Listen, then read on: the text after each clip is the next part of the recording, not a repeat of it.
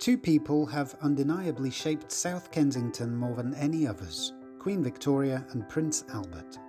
Victoria grew up in Kensington Palace, and in 1837, at just 18 years of age, she became Queen after her uncle, William IV, died. 3 years later, she married her first cousin. Yeah, that's right, her first cousin, Prince Albert. Actually, cousin marriage used to be relatively common all over the world, typically among aristocratic families and royalty. But some famous people who married their first cousins are Charles Darwin, Albert Einstein, H.G. Wells, Sergei Rachmaninoff, Igor Stravinsky, and Saddam Hussein. Anyway, back to Vicky and Al.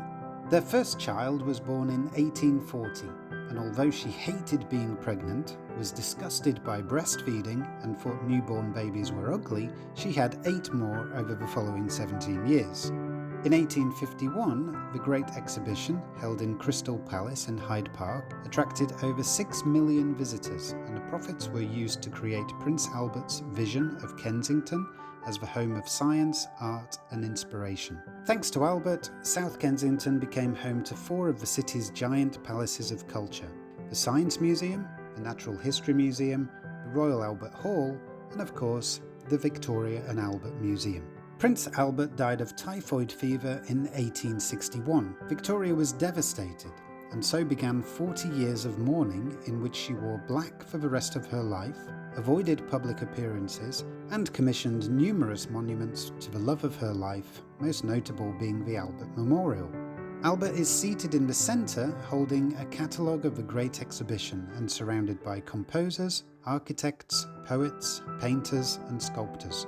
The 4 corners of the colonialist memorial depict the 4 continents of the time: Africa, the Americas, Asia, and Europe. Just across the road is another mighty monument to Albert, the Royal Albert Hall. Head round the back of the enormous concert hall, and as well as another monument to Al, you can never have too many, closer to the stunningly beautiful Royal College of Organists building, you'll see this huge brick chimney which serves the hall's steam boilers. It's still in use today. When she died in 1901, she'd clocked up 63 years on the throne, making her the second longest reigning monarch after Queen Elizabeth II. Her and her husband's legacy can be seen all over London and indeed the world, but the positive cultural impact can be most vividly seen in South Kensington,